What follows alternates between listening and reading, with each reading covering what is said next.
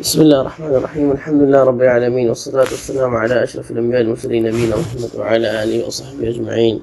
سبحانك لا علم لنا إلا ما علمتنا إنك أنت العليم الحكيم. اللهم علمنا ما ينفعنا وانفعنا ما علمتنا وزدنا علما نافعا وعملا صالحا وإخلاصا وتقى وخشية وتعظيما برحمتك يا أرحم الراحمين. اللهم ارفع عنا ويعلم هذا الوباء، اللهم أصلح حوانا واحمي المسلمين في كل مكان يا حي يا قيوم برحمتك نستغيث. أصلح لنا شأننا كله ولا تكلنا إلى أنفسنا طرفة عين. أما بعد،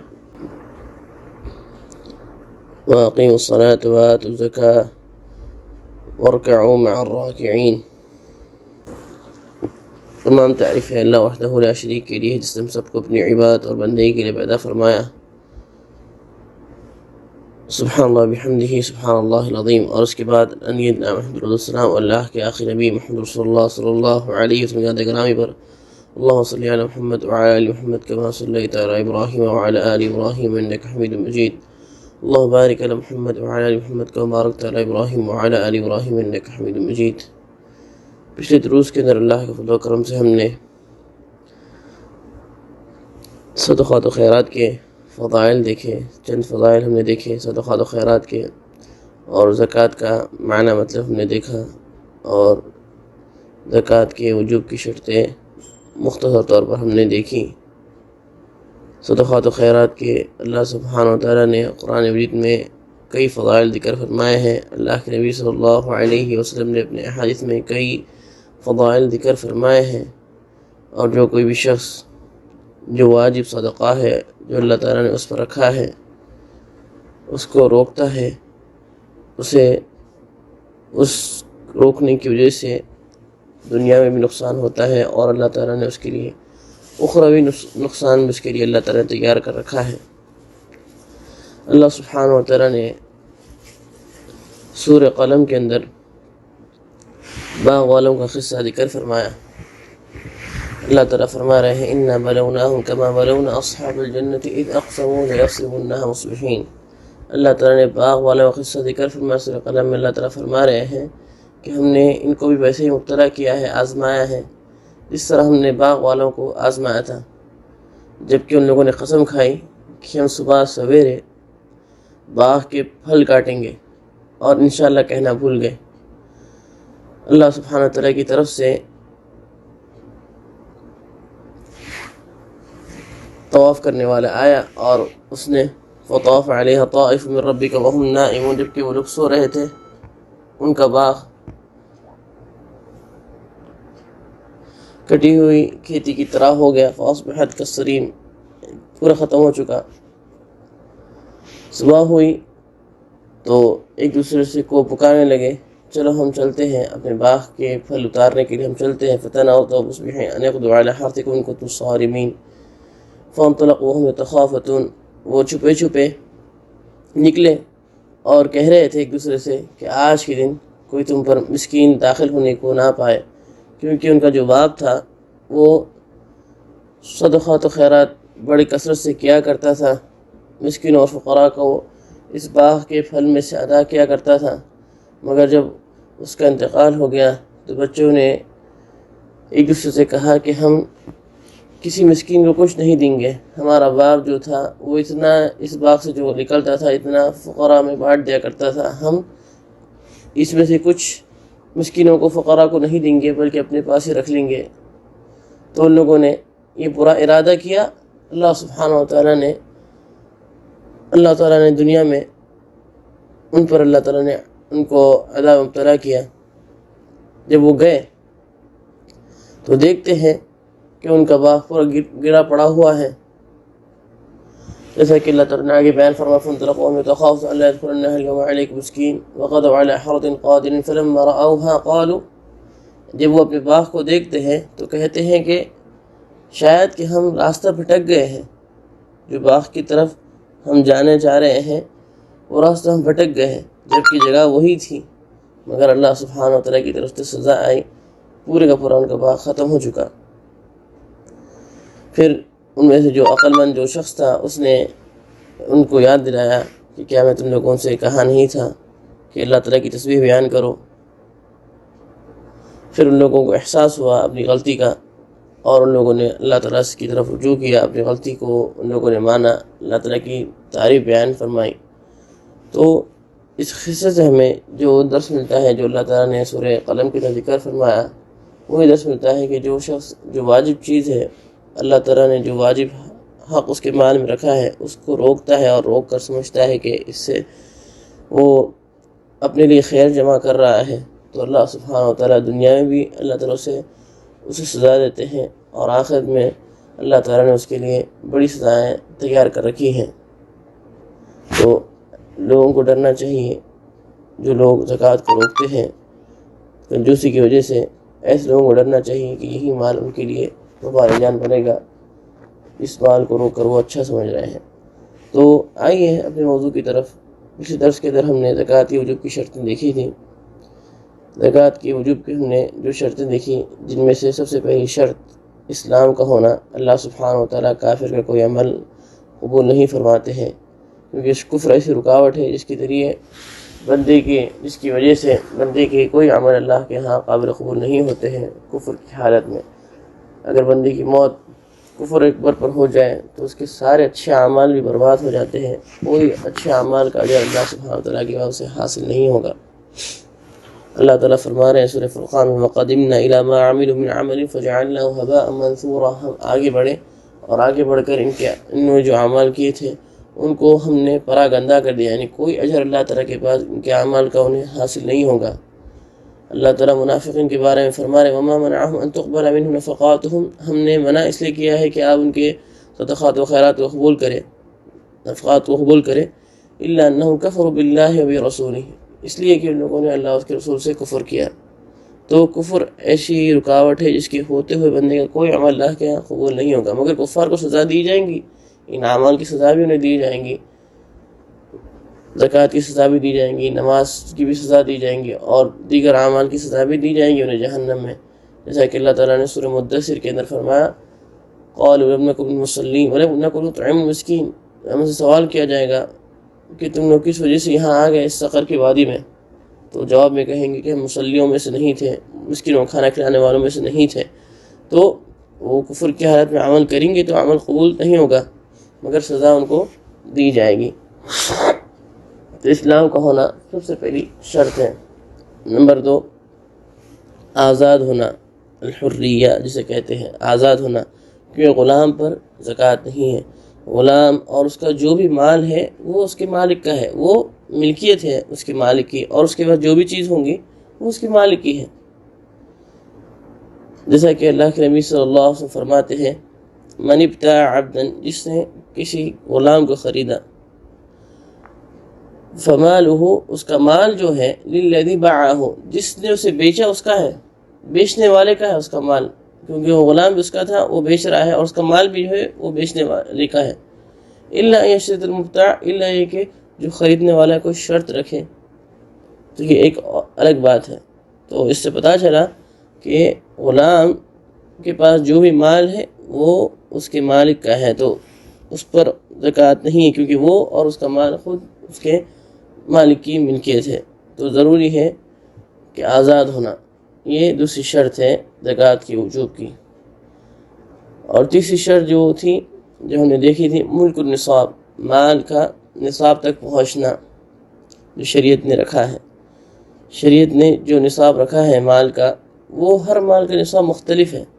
سونے کا نصاب 86 گرام ہے، 20 دینار ہے، 20 مثقال ہے، اور 20 دینار 20 مثقال کو اگر ہم گرام میں تبدیل کر دیکھیں گے، کنورٹ کر دیکھیں گے، تو 85 گرام ہوتے ہیں۔ ایک دینار 4 گرام، یعنی ایک دینار جو ہوتا ہے 4.25 گرام کا ہوتا ہے، 4.25 گرام کا ہوتا ہے، 4.25 گرام کا ایک دینار ہوتا ہے۔ تو اگر آپ 4.25 گرام کو 20 سے ضرب دیں گے، ملٹیپلائی کریں گے، تو اس کا نتیجہ کیا نکلے گا؟ 85 گرام نکلے گا۔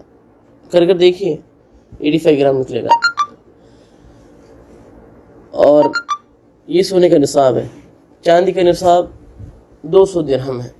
نبی صلی اللہ علیہ وسلم فرماتے ہیں، ابو سعید خدری رضی اللہ عنہ کی روایت ہے، آپ صلی اللہ علیہ وسلم نے فرمایا، لیس فیما دون خمس اواق صدقہ، 5 اوقیے سے کم میں زکوٰۃ نہیں ہے، اور ایک اوقیہ جو ہوتی ہے وہ 40 درہم کی ہوتی ہے۔ ایک اوقیہ جو ہوتی ہے وہ چاندی کی ہوا کرتی تھی، اوقیہ جو تھی وہ چاندی کی ہوا کرتی تھی، اور ایک اوقیہ کے اندر کتنے درہم آتے؟ 40 درہم آتے۔ تو 5 اوقیے سے کم میں زکوٰۃ نہیں ہے، تو ایک اوقیہ میں 40 درہم آ رہے ہیں، تو 40 کو 5 سے اگر آپ ضرب دیں گے تو کتنے درہم بن جائیں گے؟ 200 درہم بن جائیں گے۔ تو 200 درہم یہ کس کا نصاب ہے؟ چاندی کا نصاب ہے۔ اگر آپ درہم کو گرام میں تبدیل کر کے دیکھیں گے تو 1 درہم 2 گرام اور یعنی 2.97 2.96 یہ گرام ہوتا ہے۔ 2.97 2.96 گرام 1 درہم ہوتا ہے، اگر ہم گرام میں اس کو تبدیل کر کے دیکھیں گے تو 200 کو 2.97 یا 2.96 سے اگر آپ ضرب دیں گے تو نتیجہ جو نکلے گا اس کا 595 گرام نکلے گا۔ تو اس طرح ہمیں چاندی کا نصاب پتہ چلا۔ کتنا نصاب ہے چاندی کا؟ 595 گرام ہے۔ بات سمجھ میں آ رہی نا آپ لوگوں کو؟ نبی صلی اللہ علیہ وسلم نے فرمایا لیس فی ما دون 5 اواق صدقہ، 5 اوقیے سے کم میں زکوٰۃ نہیں ہے۔ تو ایک اوقیہ کتنے کی ہوتی ہے؟ 40 درہم کی ہوتی ہے، اور 40 درہم کو 5 سے ضرب کر دیں گے تو کتنے بن جائیں گے؟ 200 درہم بن جائیں گے۔ پھر اب ہم 200 درہم کو گرام میں تبدیل کر رہے ہیں، اور 1 درہم 2.97 گرام کا ہوتا ہے، تو 200 کو 2.97 سے آپ ضرب دیں گے تو کتنے نکل جائے گا نتیجہ اس کا؟ 595 گرام نکلے گا۔ تو چاندی کا نصاب کتنا ہے؟ 595 گرام ہے۔ سونے کا 85 گرام ہے، چاندی کا 595 گرام ہے۔ تو اگر اتنی چاندی کسی کے پاس ہوں گی تب جا کر اس میں زکوٰۃ آئے گی، 85 گرام سونا ہوگا تب جا کر اس پر زکوٰۃ آئے گی۔ اگر 85 گرام سے کم میں سونا ہے اور 595 گرام سے کم ہے چاندی کسی کے پاس تو زکوٰۃ اس میں نہیں ہے۔ اور سونا اور چاندی اس کے تعلق سے یہ مسئلہ جاننا بھی ضروری ہے کہ سونا اور چاندی پہننے کے لیے رکھا ہو یا تجارت کے لیے رکھا ہو، استعمال کے لیے ہو یا تجارت کے لیے ہو، دونوں صورتوں کے اندر اگر نصاب تک پہنچتا ہے تو زکوٰۃ ہے۔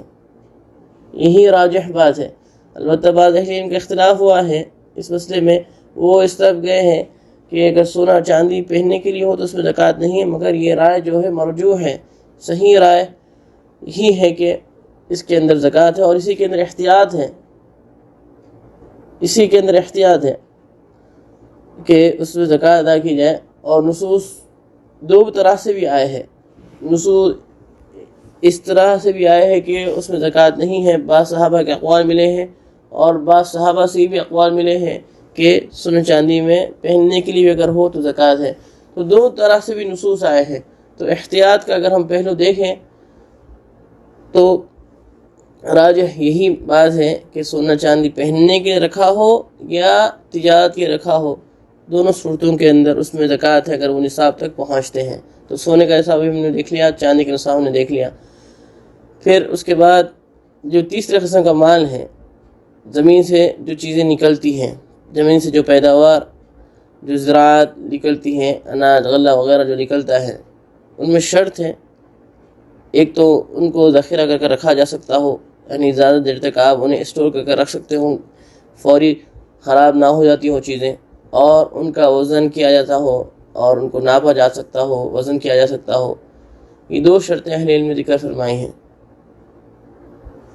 تو اللہ کے نبی صلی اللہ علیہ وسلم نے اس کا نصاب ذکر فرمایا لیس فی ما دون 5 اواق صدقہ۔ اسی حدیث کے اندر آپ صلی اللہ علیہ وسلم نے فرمایا ولیس فی ما دون 5 اوسق صدقہ، 5 وسق سے کم میں بھی زکوٰۃ نہیں ہے۔ لمبی یعنی پوری حدیث اس طرح ہے لیس فی ما دون 5 زود صدقہ ولا فی ما دون 5 اواق صدقہ ولا فی ما دون 5 اوسق صدقہ۔ نبی صلی اللہ علیہ وسلم نے اس حدیث کے اندر فرمایا، لمبی حدیث ہے، الحدیث او کما قال صلی اللہ علیہ وسلم، آپ صلی اللہ علیہ وسلم فرما رہے ہیں کہ 5 اونٹ سے کم میں زکوٰۃ نہیں ہے۔ یہ اونٹ کا نصاب اللہ کے نبی نے بیان فرمایا۔ پھر اس حدیث کے اندر یہ بھی ہے کہ 5 اوقیے سے کم میں زکوٰۃ نہیں، یہ چاندی کا نصاب ہے۔ اور تیسری چیز یہ بھی ہے کہ 5 وسق سے کم میں زکوٰۃ نہیں ہے۔ اور اسی حدیث میں یہ بھی ہے وفر رکاز الخمس، اور رکاز جو زمانے جاہلیت کا جو خزانہ ہے، اگر وہ زمین سے نکلے تو اس میں خمس دینا ہے۔ تو یہ پوری حدیث ہے۔ تو اس حدیث کے اندر ہمیں جو زمین سے چیزیں نکلتی ہے اس کا نصاب پتہ چلا، وہ کیا ہے؟ 5 وسق ہے، اور ایک وسق کے اندر 60 صاع ہوتے ہیں۔ کتنے صاع ہوتے ہیں؟ 60 صاع ہوتے ہیں۔ اب 5 وسق کو آپ 60 سے ضرب دیں گے تو نتیجہ کتنا آئے گا؟ 60 × 5 کریں گے تو کتنے صاع بن جائیں گے؟ 300 صاع بن جائیں گے۔ 60 سے اگر آپ 5 کو ضرب دیں گے تو کتنے صاع بن گئے؟ 300 صاع بن گئے، نہیں بن گئے؟ 300 صاع بن گئے۔ ایک صاع میں کتنا کلو ہوتا ہے؟ ہم زکوٰۃ فطر میں کتنا کلو اناج دیتے ہیں؟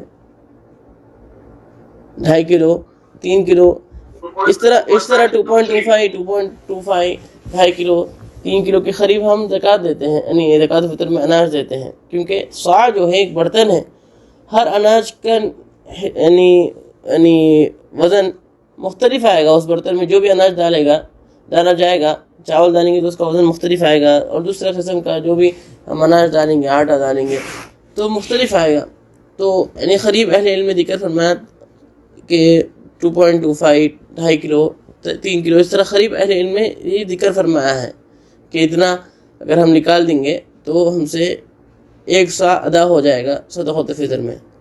تو اگر ہم 2.25 کو لے کر چلے، جو کم چیز انہوں نے ذکر فرمائی اس مسئلے میں، اس کو لے کر چلیں تو اگر ہم 300 صاع کو اس سے ضرب دیں گے تو نتیجہ کیا نکلے گا؟ 612 کلو نکلے گا۔ کتنا نکلے گا؟ 612 کلو۔ اگر 612 کلو زمین سے اناج نکل رہا ہے، جس کی ابھی شرطیں ہم نے دیکھی کہ اسے وزن کیا جا سکتا ہو اور اسے اسٹور کر رکھا جا سکتا ہو، تو 612 کلو نکلا ہے، تو اب 612 کلو پر زکوٰۃ ہے، کیونکہ نصاب تک پہنچ گیا ہے۔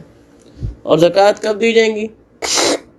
زمین سے جو چیز نکلتی ہے اس کی زکوٰۃ اسی دن ہے جس دن یعنی کاٹا جا رہا ہے، کاٹنے کے دن ہی زکوٰۃ ہے۔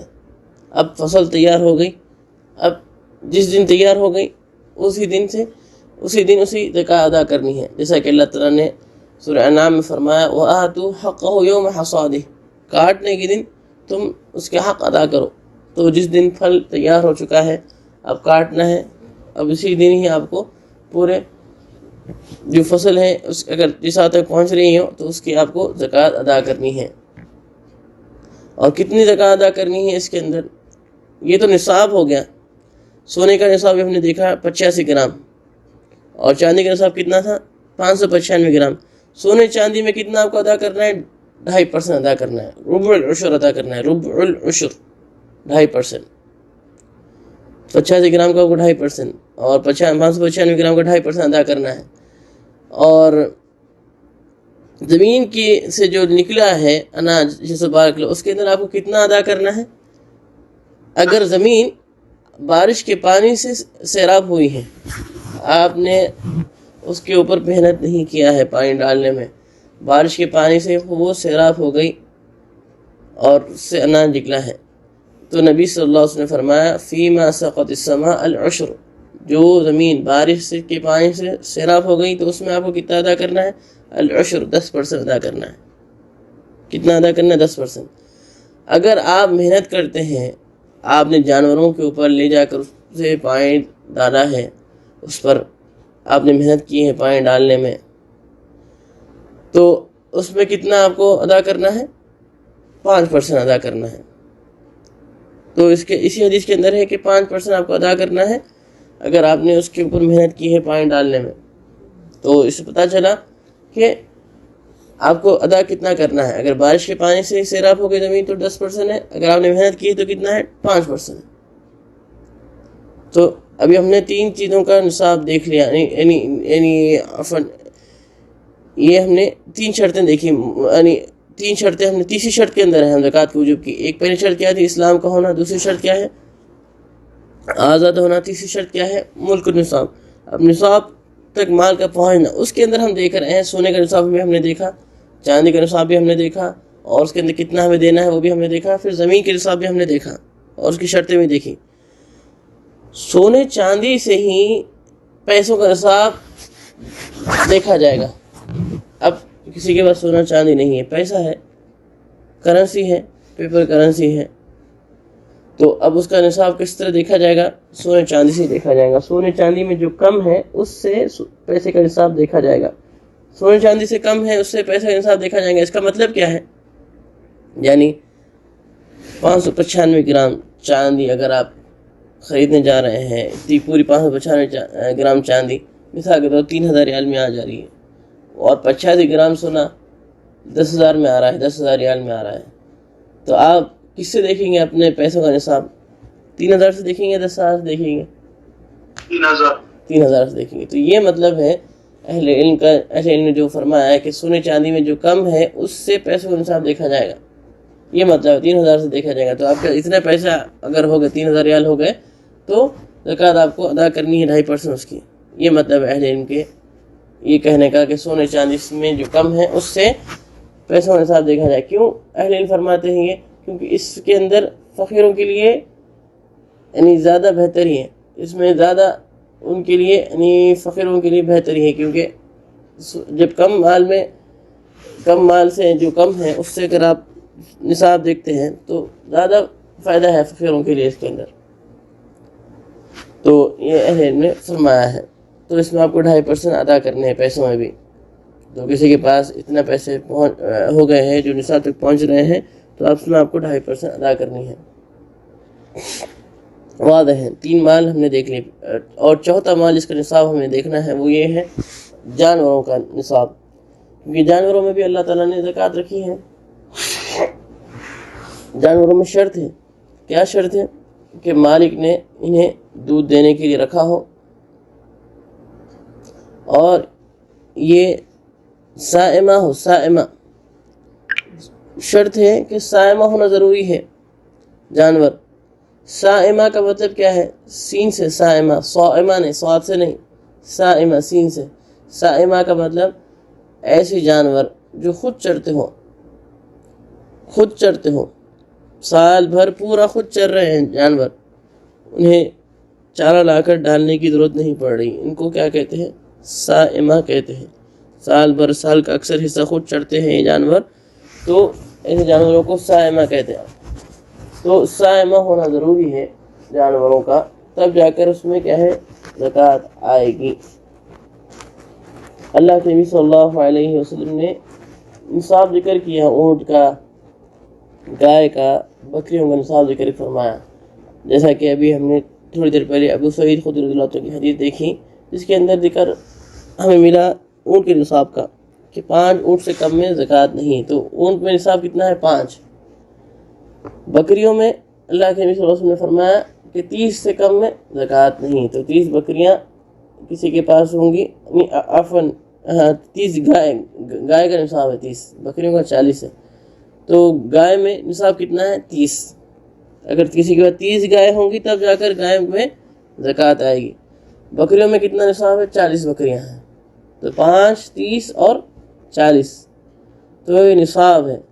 اور کتنے آپ کو دینی ہے؟ مختلف ہے.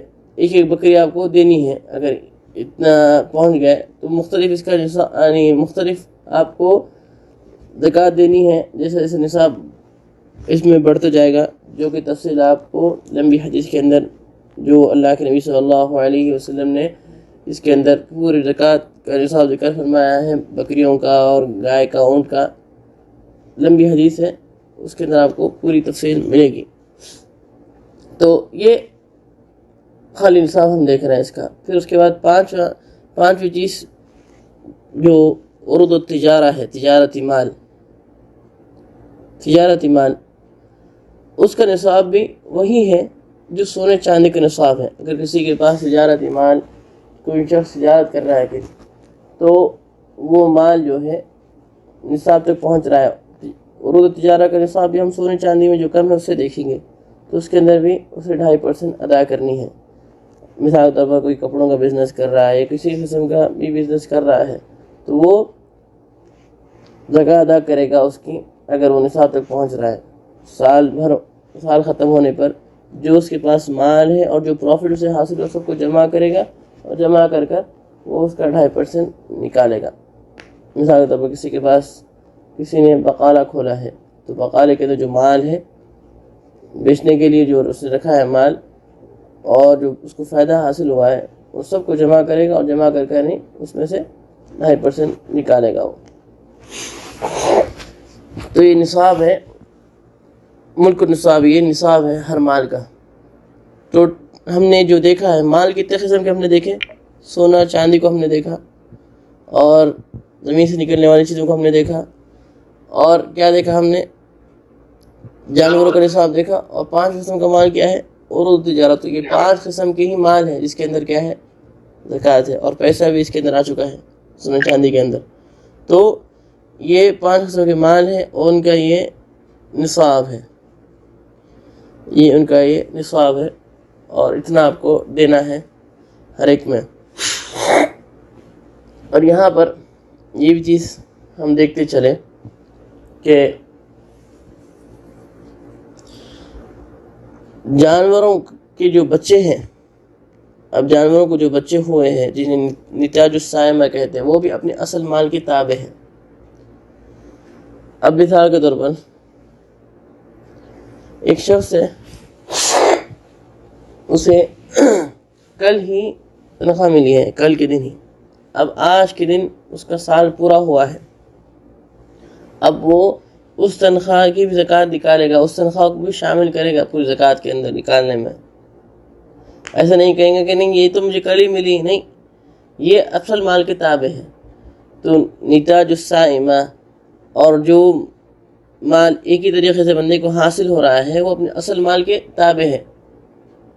اسی طرح بزنس کے اندر بھی کوئی فائدہ ہوا ہے، ایک دن پہلے ہی فائدہ ہوا اسے بزنس کے اندر، کئی ملین کا فائدہ ہوا ہے، تو سارے ملین کو یعنی وہ زکوٰۃ میں شامل کرے گا وہ۔